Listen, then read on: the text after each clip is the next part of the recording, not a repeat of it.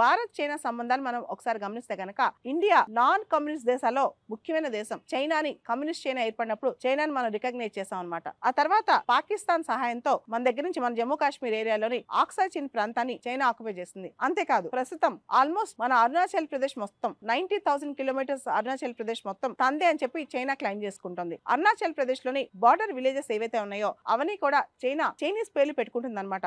దానికి సంబంధించి ఇండియా ఎప్పటికప్పుడు దాన్ని ఖండిస్తూనే ఉంది. అయినా కానీ ఇండియా చైనా మధ్య బార్డర్ ఇష్యూస్ ఆగట్లేదు. 1962లో చైనా భారతదేశం పైన యూనిలేటరల్ గా అటాక్ చేసింది అనమాట. అయితే ఇండియా చైనా సంబంధాల్లో ఒక ప్రత్యేకమైన అంశం ఏంటంటే మనది ఇష్యూ బేస్డ్ ఫ్రెండ్షిప్ అనుకోవచ్చు. ఏదైతే ఇష్యూస్ ఇండియా చైనా మధ్య గొడవలు ఉన్నాయో అవి separate dialogue mechanism, special representative mechanism కి ఇచ్చి అవి పక్కన పెట్టి ట్రేడ్ అంటే వాణిజ్యం పైన మనం ఎక్కువ ఫోకస్ చేస్తాం అనమాట. ఇండియా చైనా ట్రేడ్ పార్ట్నర్షిప్ కనుక చూస్తే చైనా మనకి one of the top most trading partner అనమాట. సో సైనో ఇండియన్ రిలేషన్స్ లో ప్రస్తుతం deescalation of tensions, disengagement of tensions in the eastern Ladakh అనేది చాలా ఇంపార్టెంట్. ఈస్టర్న్ లడాక్ మాత్రమే కాదు, కంప్లీట్ బార్డర్ ఏరియా. అయితే చైనా కొన్ని అంశాలు ముఖ్యంగా దలైలామా అంశంలో కానీ అరుణాచల్ ప్రదేశ్ అంశంలో కానీ ఇలా రకరకాల అంశాల్లో ఇండియాని క్వశ్చన్ చేస్తూనే ఉంది. ఈ మధ్య కాలంలో బ్రహ్మపుత్ర నది పైన ప్రపంచంలోనే అతిపెద్ద డ్యామ్ చైనా కట్టబోతుంది.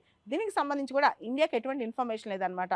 సో ఇవన్నీ తగ్గాలంటే, పరిస్థితులు నార్మలైజ్ అవ్వాలంటే, భారత్ చైనా సంబంధాలు నార్మల్గా వెళ్ళాలంటే మాత్రం మనం ఇమీడియట్గా చైనాతో చర్చలు అవసరం.